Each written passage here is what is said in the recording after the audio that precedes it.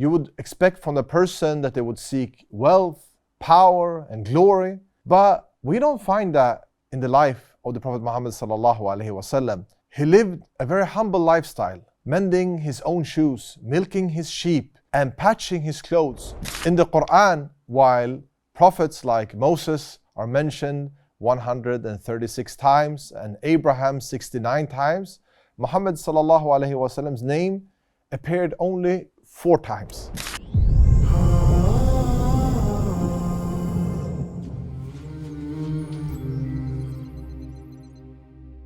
Bismillah ar-Rahman ar-Rahim wa salatu wa salam ala ashraf al-anbiya wal-mursaleen nabiyina Muhammad wa ala alihi wa sahbihi ajma'in. Continuing our journey through the proofs of Prophet Muhammad sallallahu alaihi wasallam's prophethood, today we'll explore the 5th and the 6th proof, inshallah ta'ala, his conditions during his mission and the perfection of the Islamic legislation. Let's begin with the 5th proof, the Prophet sallallahu alaihi wasallam's condition during his mission. Think about it deeply. If someone were falsely claiming prophethood, what would you expect from that person?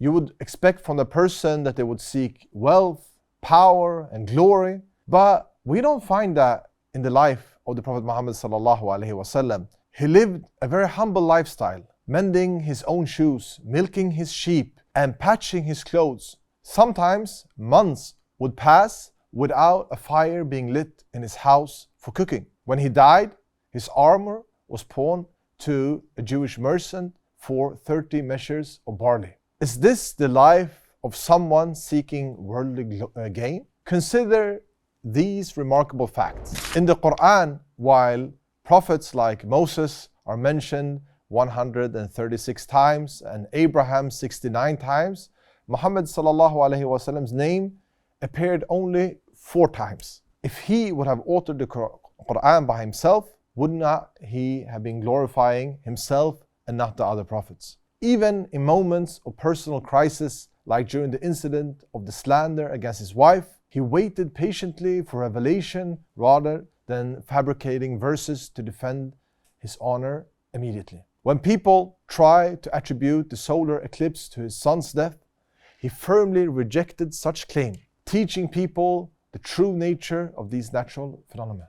Now let's examine the 6th proof, the perfection of the Islamic legislation, the Sharia. This divine system of life is so comprehensive and beautiful that it alone stands as sufficient proof for Prophet Muhammad sallallahu alaihi wasallam's truthfulness. Think about it.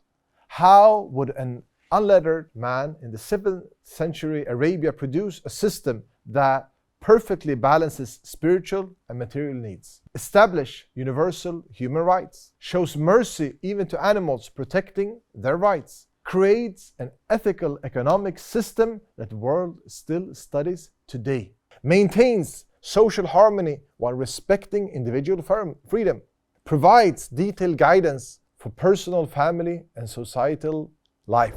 The Sharia's perfection extends from the grandest international relations to simplest daily acts.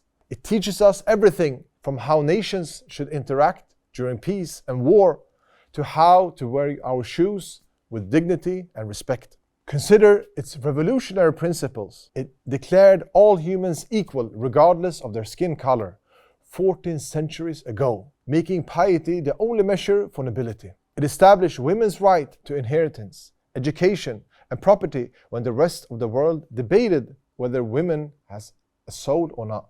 Even its treatment of animals shows unparalleled mercy. It prohibits using animals as mere targets, commands kindness in slaughter, and ensures even bees have honey for their survival. If this is how Islam treats animals, imagine its care for human beings. Dear brothers and sisters, reflect on these proofs.